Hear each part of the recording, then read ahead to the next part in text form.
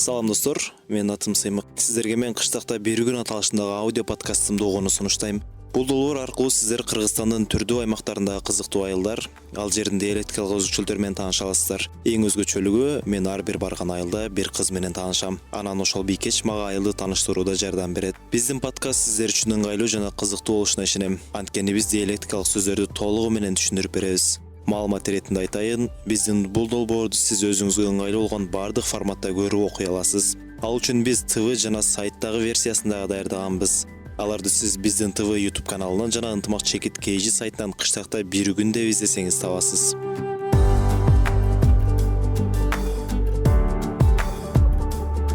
Менин алгачкы сапарым Араван районундагы Ачы айылында болду.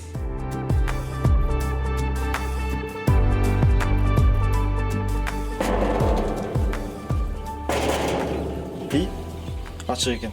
Баса. Айылда үйлөрдү бекитишпейт. Биз кирип эле көрөйлү. Анчага коебуз. Жамал. Коз коро экен. Айжамал. Менимче Айжамал ушул. Келдик. Айжамал, саламатсызбы? Сиз менен сүйлөшкөн Сыймык, мен. Кандай иштериңиз жакшыбы? Жаман кеч келдиңизби? Кечирим сурайбыз, бир аз кеч калып калдык. Баштайбыз? Ооба, биринчи ишти массаждан баштайлы. Бизде уже саат 8:30 болуп калды. Бизде айылдагылар эртеле сайт, сизди күтүп. Ошол биринчи ишти ошондон баштайм. Саламатсызбы эже? Жакшысызбы? Кандайсыз? Денсаулык иштериңиз жакшыбы? Мен айтып аткан меймандар. Меймандарың келип калды. Ооба. Башта үйгө. Чай-пай ичип алсын, нануштаган болсын. Нанушта. Эрте мененки жеңил тамак. Бул сөз Ош, Баткен, Жалал Абад аймактарында көп колдонулат. Мал сайлуу биринчи. Уйларды күтүрүп, уйларды сагып койду биринчи. Кайсыл жактан? Мына жакта. Сиз челектериңизди алып алыңыз. Айжамал, анда биринчи айтып койдум. Мен эми сизди сиз деп эле, сен эле кайрылып берейин, э? Ооба, бизде же көпчүлүктө ушундай. Мына жак бак болот, бул жакта анжирлер бар. Анжир? Ооба, анжир. Көргөнсүзбү? Жок, өмүрүмдө көргөн эмесмин. Биринчи жолу жанынан көрүп атышым. Биринчиси пышат июлдун башында. Сентябрга чейин пышат да, биринчи, экинчи июль болду. Азыр биринчиси болду. Демек биз эки жолу келип анжир жеп кетет экенбиз. Бул жак Кохон билесиз. Кохон билесиз. Сонун болуп бышып калыптыр азыр. Ооба, азыр. Колуңар болсо чаканы мен кармап алайын. Бизде муну челек дейт. Челек. Чака. Суюктук куюла турган идиш. Көбүнчө суу куюлат. Мурда жыгачтан жасалган, азыркы учурда металлдан, пластикалык материалдардан жасалып, турмуш тиричиликке пайдаланылат. Чака эмес, Ооба, челек. Анда челекти мен кармап алайын. Бул жакта дагы анарлар. Өзгөчө. Даяр болуп. Ошондо октябрда пышат да уже. Октябрь айында бышып четилет. Келесиз, э? Ооба. Азыр уйсайбыз. Мына биз. Мал. Бизди малын. бизди күткөн уй. Ооба. Саап баштайбыз. Ого. Биринчи мен саап коеюнбу? Жок, сен колуң урса, өзүм эле аракет кылайын. Сол жагын өтөбүз. Акырын жоош эле экен, жөл эле сайын. Отурабыз. Жеңими түрүп алайын. Азыр сүт чачырап кетпестиги үчүн. Жоош эле да? Ооба, жош. Эч нерсе кылбайт. Буга чейин эркек балдар саады беле же биринчиси менби? Жок. Кыздер сабаган болсо керек билбейм. Анда бул чындап коркунучтуу. Тушайбызбы же тушап эле сая беремби? Тушап эле сая бер. Отуруштур. Азыр саап көрөбүз. Чыкпай. Кийимге чачырап кетет. Ала. Буну сүт менен небесин.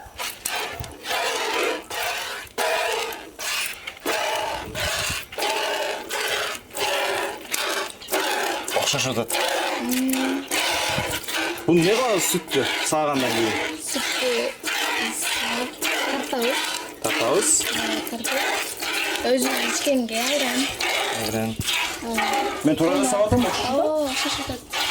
Шын.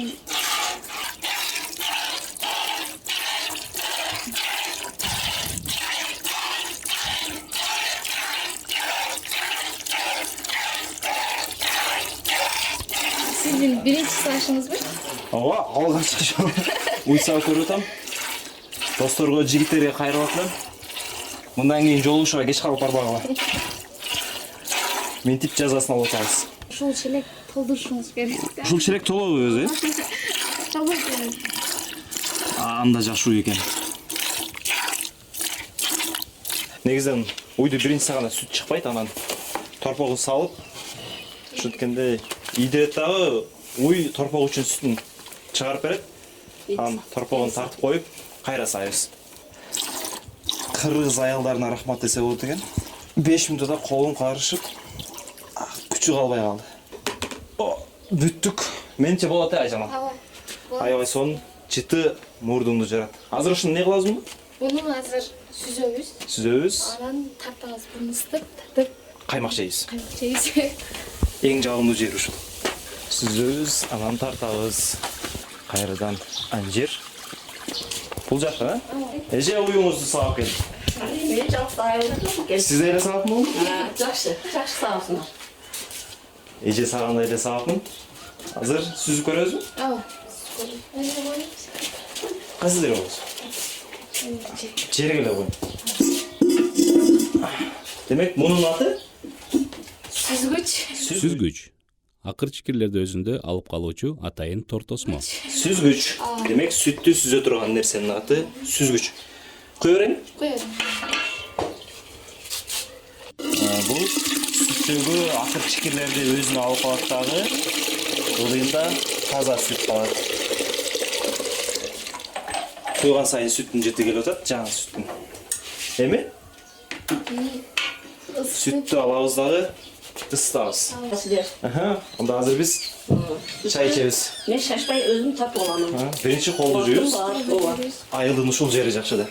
Колду бул жака жуйбуз. Кол аябай май. Демек сабын менен жууш керек. Бул нерсенин аты сиздерде кандай?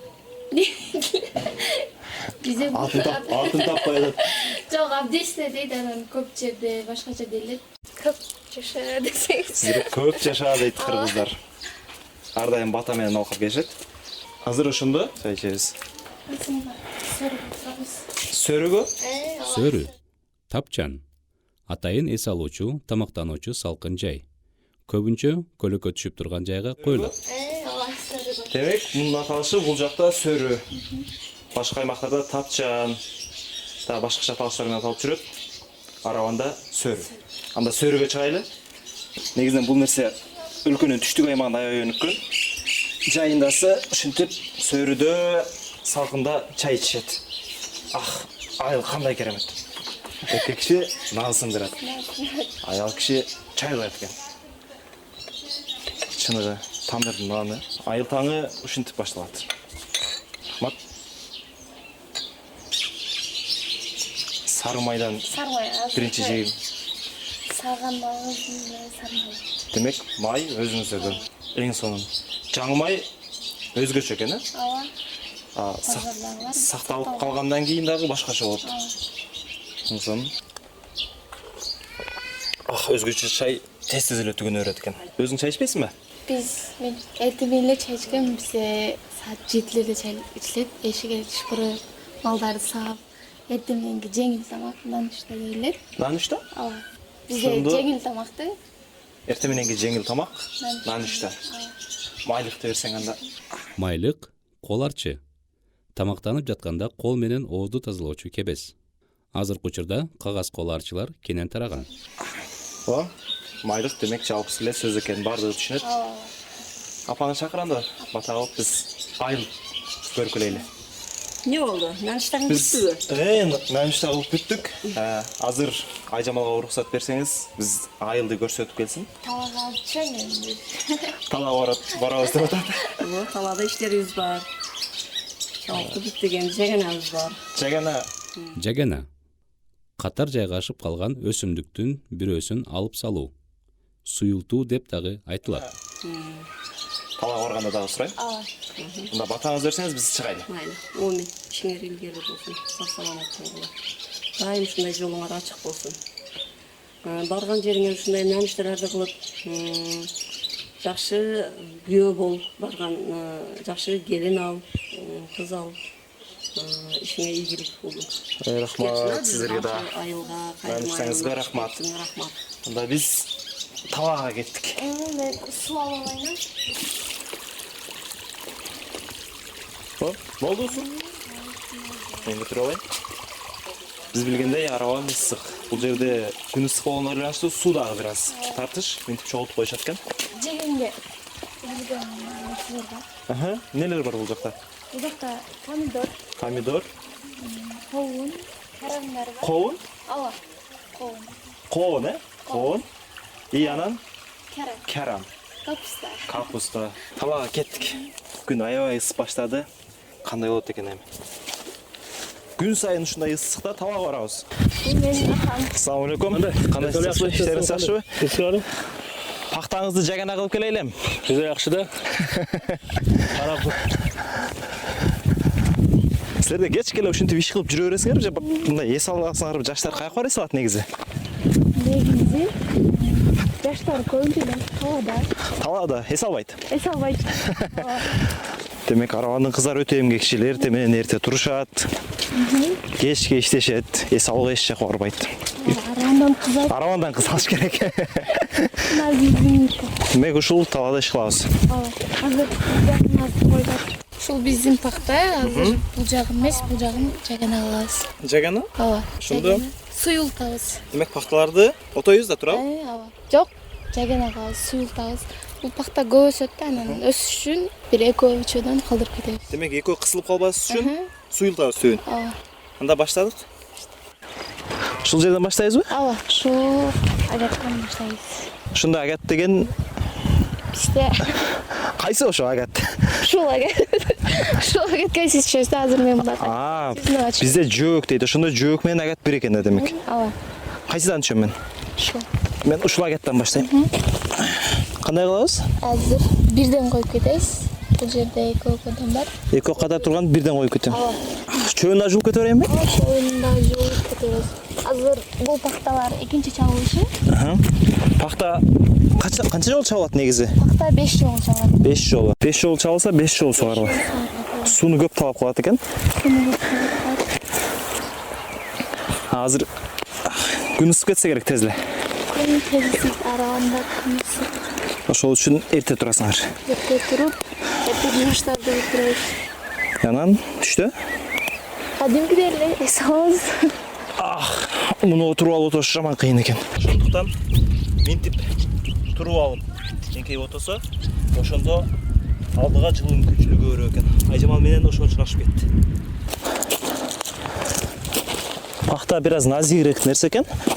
Түбү оңой эле жуулунат, бирок таладагы кээ бир ото чөптөрү катуу жуулганга кыйын. Айжамалга жетип келдим. Демек минтип отогондун пайдасы бар экен. Куттар уюп калат. Мен пакталардын көпчүлүгү чыкпай калыптыр. Ура, эс алсак болот. Биз эми пакта талаасында иштесек сен кечке иштете бер дейсиң. Андан көрө пакта процессин көрдүк. Айылдын эли эмне иш кылат, кыздар эмне жумуш кылат. Азыр чыгып айылдын өзү менен таанышайлы. Айылдын тарыхын айтып бере турган бирөөгө жолугушсаң. Мына жерде менин чоңотом жашайт. Ошого келгенде. Мынабу э? Ооба, бул айылда өзү өзбек кыргыз улуттар жашашат. Анан мисалга менин чоңотом, энем өзбек, чоңотом кыргыз да. Ассаламу алейкум. Кандай саламатсыз жаман. Кыздын жакшы жүрөсүң. Жакшы өзүңүз. Кош келдик. Ден соолугуңуз жакшыбы? Ысыкта кыйналбай. Жакшы. Отуртууга мен силерге чай коеюн. Айтсаңыз ушул чарбак, ачы айылдары эмне себептен ушундай аталышка ээ болуп калган? Рахмат балдарым. Ат арытып келиптирсиңер. Билгенимче айтып берейин. Айылыбыздын аты Ачы. Мынау көл деген жерибиз бар. Bir 40 гектарча келет. Ошо кадимкидей көл экен. Суу баскан, айылынасын камыш баскан. Ар түрдүү канаттуулар ошо жерде болушуп, ошо жерде бала ачышып, көбөйүшкөн. Мындан тышкары ошо каман да болгон экен. Ошо камыш басып ачыма болгондуктан айылыбыздын атын Ач коюп койгон экен. Ачыма дегенде Сууну ушуну ачып турган жери да. тиричилиги эмне менен? Тиричилиги кара, дыйканчылык кылат, чарбачылык кылышат, мал багат, кой багат, дыйканчылык кылат. Мен мугалим болуп 40 жылдан ашык эмгектенип пенсияга чыкканмын. Кыргыз тил адабият мугалим элем. Энди балдар менен ар түрдүү кырдаалда үйрөтүп отуруп, ırlar düzüşüp doğru geldiler. Misalına Açı degen ırımdan bir bilet aytı versem, Açı degen ayıl var aravanda, özü çakan sırtından karaganda, çil ustundun gün göğünün ornalan, maqtap ırdap beremin surağınga. Buna surap durasыңар, men Açı жөнүндө айтып турамын. Кызыккан суроом, эгер өзүм үйлөнө элекмин, бул айылдан кыз алып калсам, салт санаада мындай кандайдыр өзгөчөлүктөр барбы? Albatta var. Ailemiz şahırga жақын болгондуктан Özbek ulutları менен aralashıp ketkenmiz. Mına men dagın Özbek kızına үйленіп, mına 81 yaşga çıkıp baybiçe bolduk. Tempirim şu yaşga jettik mına. Eger de sen uşul жерден kız jaktırıp ala turgan bolsaң, salt sanabız ayabay jönököy. Ayabay jönököy. Kelseң men alып барам да кызыңа. Рахмат аба чайыңызга. Анда биз чыгайлы, жолубузду улайлы. Anda azıktı arabak deydi. Bizim saatimiz boyunca mına şu dıykançılıktan koyulgan nesillerden bardığın salıp hareket kile baldarga. Жакшы туруңуздар. Tinç balığa. İşinlerine iyilik, den sağlık versin. Чоң рахмат. Çıkarmaçılık iyilikte kalıyoruz. Мен жана Айжамал сен суу алган жерден ушундай нерсени көрдүм эле. Суу сактоочу нерсе. Мен башка жактардан көргөн эмесмин. Бул силерде башкача аталышы барбы? Ооба, бизде хауыз дейлет көбүнчө. Хаус. Хаус. Сууну көпкө чейин сактоочу атайын салкын жай. Көбүнчө жерди казып, анын ичине атайын цемент менен бекемдеп жасашат. Хаус. Ооба. Ошондо хаус деген Биздин айылда суу аз чыгат, анан ушуга сактап коебуз да. Кудук. кудук демек. Ооба. Кудук суу сактоочу жай силерде хаус деп аталат. Кеттик банда. Силерде ушинтип күн ысыкта деле жумуш кылып ушинтип жүрө бересиңерби? Жок, биз күн ысыкта эс алабыз. Эс алабыз. 2-3 саат уктап. 3 саат уктап, анан күн Күн кайтканда кайра жумуш башталат. ушунда азыр эмне кылабыз? Азыр дем алабыз. Демек эс алууга кеттик. Бир көлөкө жай табабыз. Демек ошондо бул Детский лагерь. эски лагерь. Чарбак деген баг ушул. Бул жерде, бул лагерде көбүнчө мындай жакыр үй бүлөлөр, анан жетим балдар келип, Ошолордун балдарына бул жер ошолордун балдарына ылайыкташтырылган.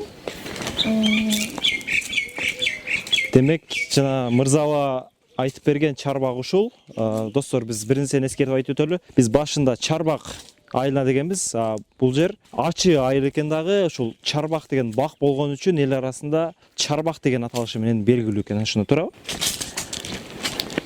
Сен дагы келип окуучу мезгилиңде эс алган күндөрүң болду беле же? Убагында экскурсияга ушул жака келишти. Келип эс алып. Аябай кооз, анан салкын экен. Демек азыр биз 1-2 саат ушул салкында отуруп турсак болот. Анан айылдын көчөлөрүн аралап, кенен түшүндүрүп беребиз. Демек сөрү жок, скамейкага отургучтарга отуруп турабыз. Эмнеси болсо дагы салкын. Азыр кырдаалга байланыштуу бул жерлердин бардыгы бек. Бул жерге күн тийбейт, демек ушул жерде отурсак болот. Жаштар эмне жумуш кылышат мектептен окуу жылы аяктаганда? Анда ошол дагы жумушу бизде көбүнчө. Дагы Биз жолдон көрүп калдык, жаш балдар жашыл ооба, көл, анан гавар деген аталышы бар көбүнчө. Габар, көл, жапайы өсүмдүк. Жер жүзүндө 300гө жакын түрү кездешет. Эл оозунда гавар, көл деп айтылып жүрөт. Бар. Көбүнчө көл деп аталат. Ошону теришет. Азыр биз дагы терип, Макул терсек болот. тергенден эмне кылабыз? Сатылат, терип сатышат да анчы. Биз байып кетсек болот экен да. Биз эркебиздин айынан эрмек кылыш үчүн Терип келебиз. көл деген нерсе. Ал кандай нерсе? Же барганда көрөбүзбү? Челек алабыз. Ооба, күтүп турайын сен. Сизди тердирейин. Болду. Мага чын эле кызык болуп атат. Элдин баары таалап жүрөт. Ошолор дагы көл терип жүрөт го дейм. Бар күнү эрмек үчүн теришет. Иш жок. Дагы бир жолу иш жок, эрмек кылышат. Эрмек кылыш үчүн. Уктаса болбойбу иш жок болсо? Бизде шамдык. Кайсыл жагына барабыз эми? Ташка чыгабызбы? Ооба, өйдө жака чыгабыз. Бул жерде терип бүтүштүр. Бул жак терип кетиштир. Ооба, кеч калсаң, бар жактан кеч каласың. Ушул? Гавар. Гавар? Ооба. Эки аталышы бар да, көл, гавар деп. Көл, гавар. Экөөнү тең атай беребиз. Ооба, экөөнү тең атай беребиз. Мен эстедим, биз жолдо келе жатып кээ бир үйлөрдүн коросунан көрүп калдык. Гавар алабыз, 35 сомдон деп. Ошондо мунун килограммы 35. килограммы 35. Килограммы өсөт 50 болуп. Муну Тикени көп. Абайлаш керек экен. Могу жашыл Жашыл чоң-чоңдарын ошол теребиз. Бул гүлү да бар экен го, гүлү. Гүлүн да теребизби? гүлүн тербейбиз. Гүлү мындай ачылып уже гүлдөп баштаганда, гүлү көп гүлдөсө биз кичине бизде терет элек да. Мына жакта гүлдөптүр деп ошол жака чуркап барат элек. Ошол жерде көп болот да. Демек, гүлү көп жерде мөмөсү да көп болот. Мага кызык болгону, муну эмне кылышат муну? Биз теребиз, ошо сатабыз.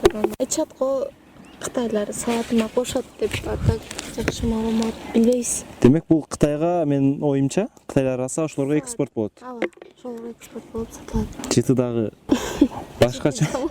Ооба. Өзүңөр бир жеп көрдүңөр беле? Жок, мунун жыты жаман жейиш. Жыты.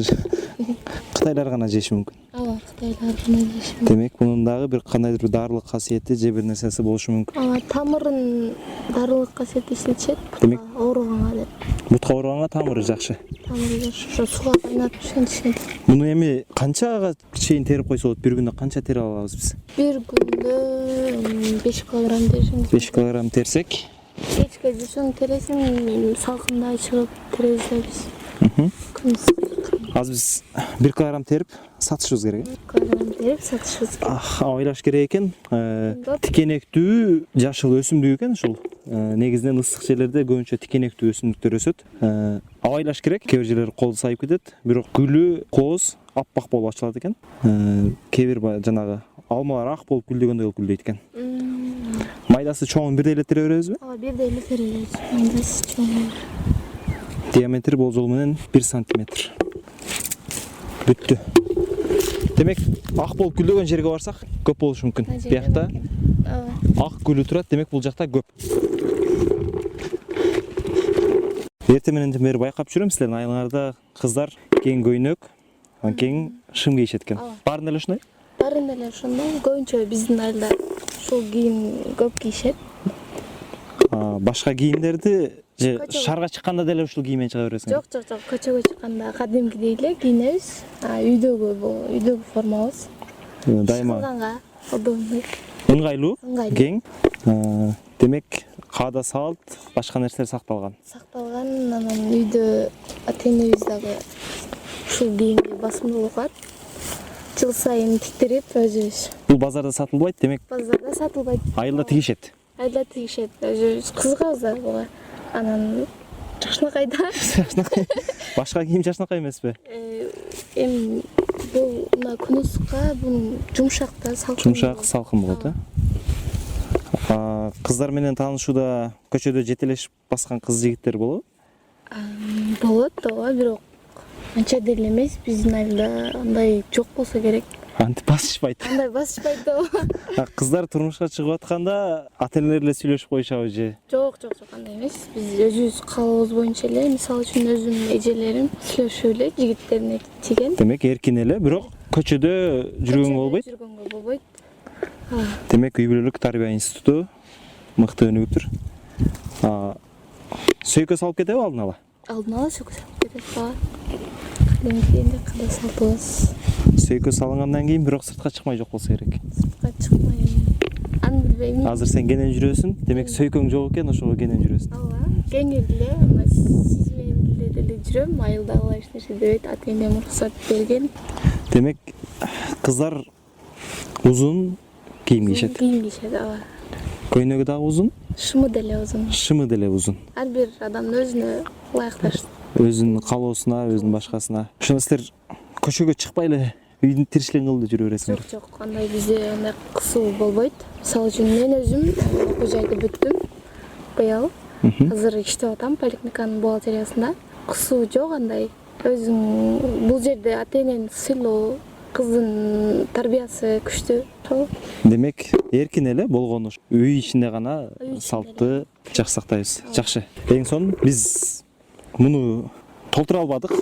Аз гана чында териш өтө кыйын экен. Арасында тикенектер бар, майда кумурскалар жүрөт. Бир 1 килограмм териш үчүн өтө көп эле убакыт кетет экен. Биз 1 килограмм терип сата албадык, бирок эң башкысы ушул көөл терүү процессине катыштык.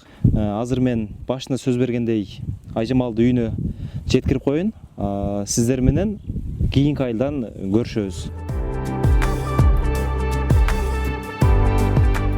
Ишенем каякта экен?